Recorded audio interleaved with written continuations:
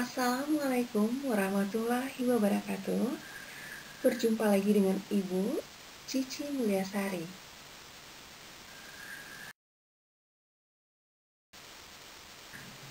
Pada pertemuan kali ini, kita akan membahas materi teks cerita sejarah mata pelajaran Bahasa Indonesia kelas 11 MA SMA.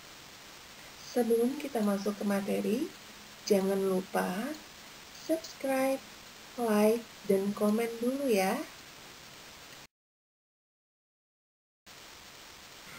Cerita sejarah adalah cerita fiksi yang memuat rangkaian peristiwa penting sebagai suatu rekaman masa lalu.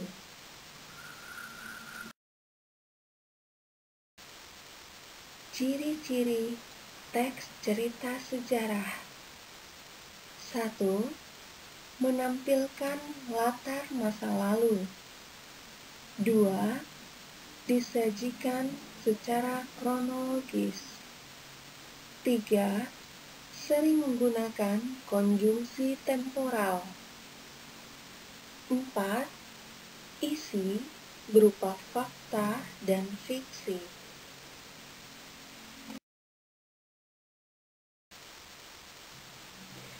Manfaat membaca teks cerita sejarah.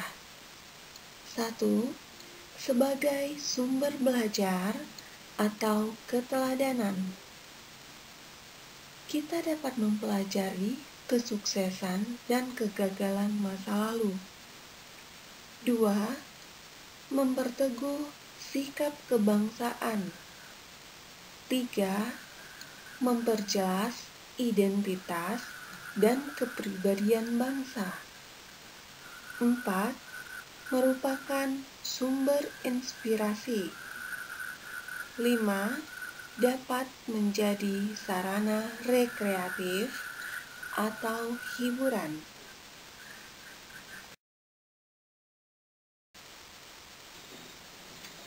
Nilai-nilai yang terkandung dalam teks cerita sejarah. 1. Nilai religi, yaitu nilai yang berhubungan dengan keagamaan, ibadah, atau hubungan manusia dengan Tuhan. 2.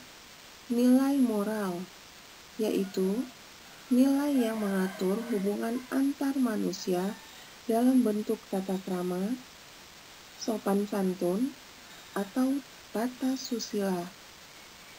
3. Nilai sosial, yaitu nilai yang mengatur hubungan antar manusia dalam bentuk saling menolong, membantu yang lemah, menyantuni yang miskin, atau saling peduli dalam menyelesaikan masalah. 4. Nilai budaya, yaitu nilai yang berhubungan dengan kebiasaan masyarakat yang dilakukan secara turun-temurun dan sudah diyakini sebagai adat. 5. Nilai estetika, yaitu nilai yang berhubungan dengan keindahan, keselarasan, atau keseimbangan, baik bentuk, warna, atau suara. 6. Nilai pemerintahan atau politik atau kenegaraan, yaitu nilai yang mengatur hubungan antar anggota masyarakat sebagai warga negara atau warga negara dengan penguasa atau pemerintah. 7. Nilai pendidikan atau pedagogi, yaitu nilai yang berhubungan dengan dunia pendidikan, dengan berbagai permasalahannya, atau penyampaian semua nilai yang ada sebagai sarana untuk mendidik. Misalnya, pendidikan tentang religi, pendidikan tentang moral, pendidikan tentang sosial, pendidikan tentang budaya, atau pendidikan tentang estetika.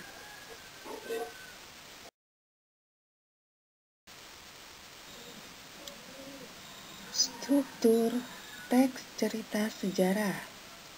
Yang pertama, orientasi. Orientasi berisi latar belakang teks cerita sejarah. Kedua, komplikasi. Komplikasi berisi peristiwa 1, peristiwa 2, peristiwa 3, dan seterusnya yang disusun secara kronologis. Ketiga, resolusi.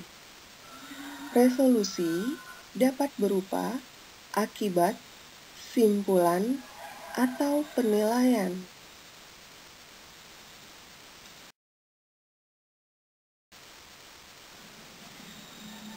Unsur-unsur teks cerita sejarah. Seperti halnya karya sastra berupa prosa fiksi, teks cerita sejarah juga memiliki dua unsur. Yang pertama unsur intrinsik dan kedua unsur ekstrinsik.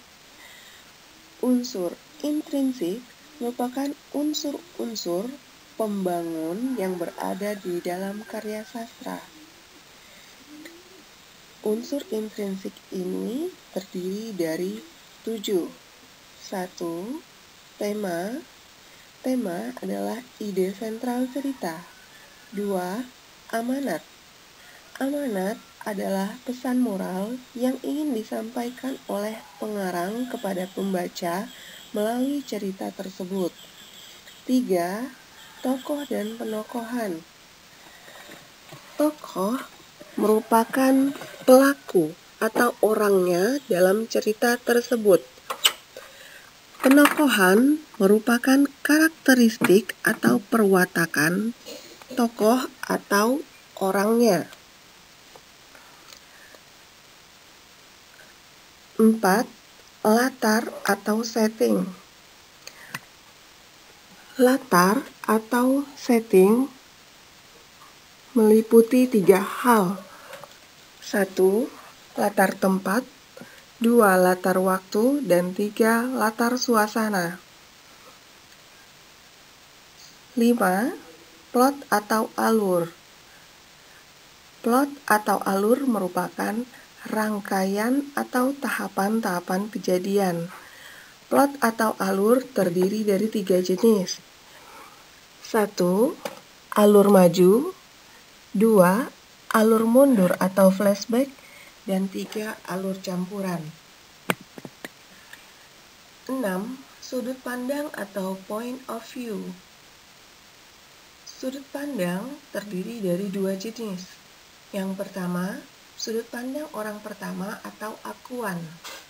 Sudut pandang orang pertama dapat berupa orang pertama, pelaku utama atau tokoh utama, dan orang pertama sebagai tokoh sampingan.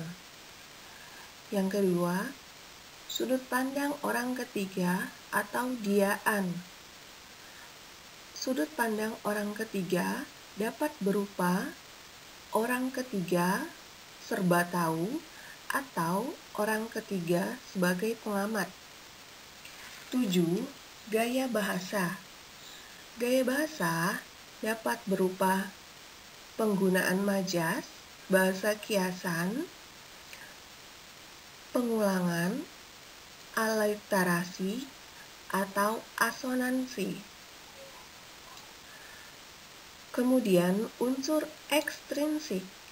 Unsur ekstrinsik merupakan unsur-unsur yang berada di luar karya sastra, namun kehadirannya turut mempengaruhi terciptanya suatu karya sastra tersebut. Unsur ekstrinsik misalnya agama, politik, ekonomi, sosial, budaya, adat istiadat, pendidikan, dan sebagainya.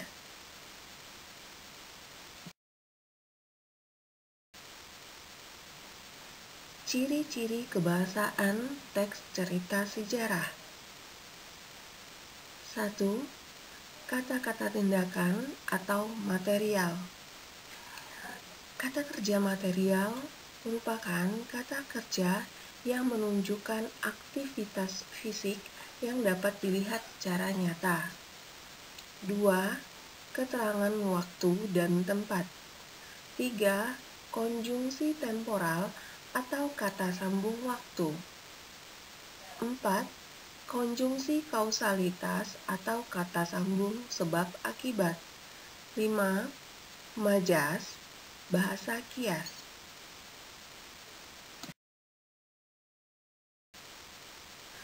Langkah-langkah menemukan informasi penting dalam teks cerita sejarah.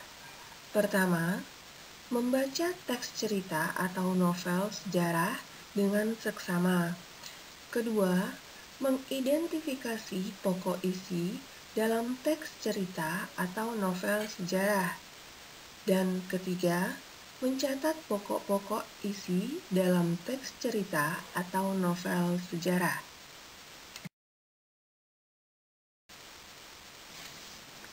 Langkah-langkah menulis teks cerita sejarah.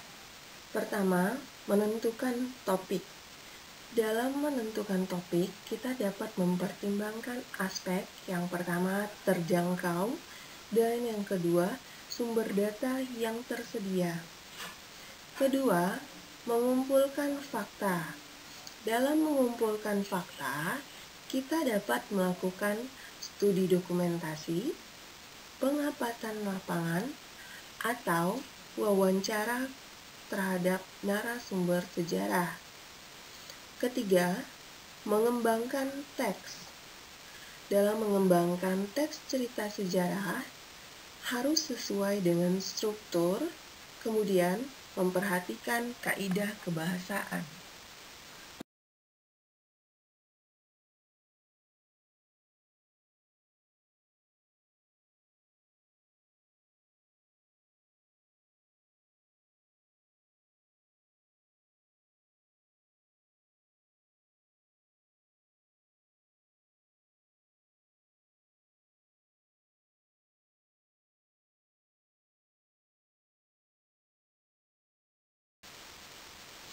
Topik yang dapat diangkat menjadi teks cerita sejarah.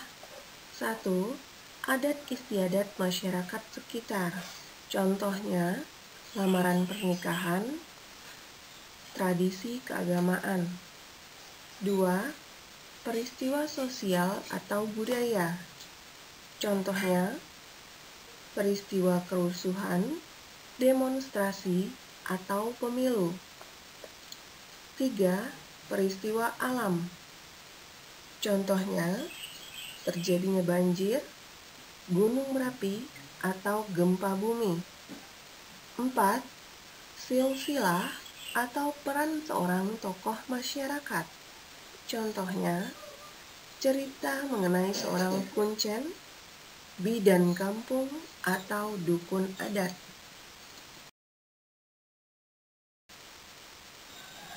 Aspek-aspek penyuntingan teks cerita sejarah. Dalam menyunting teks cerita sejarah, ada 3 aspek yang perlu kita perhatikan. Yang pertama, struktur teks. 2. Kaidah kebahasaan. Dan 3. Ejaan atau tanda baca. Ada 5 pertanyaan yang dapat kita ajukan untuk memandu kita dalam kegiatan penyuntingan teks cerita sejarah. 1. Apakah struktur teks tersebut sudah lengkap? Terdapat pengenalan, rekaman peristiwa, dan penutup atau penyelesaian. 2. Apakah bagian-bagian teks tersebut sudah tersusun secara kronologis? 3. Apakah fakta-fakta yang disajikan dalam teks tersebut sudah meyakinkan? 4. Apakah kaidah-kaidah bahasa yang digunakan dalam teks tersebut sudah benar? 5. Apakah penggunaan ejaan atau tanda bacanya sudah tepat?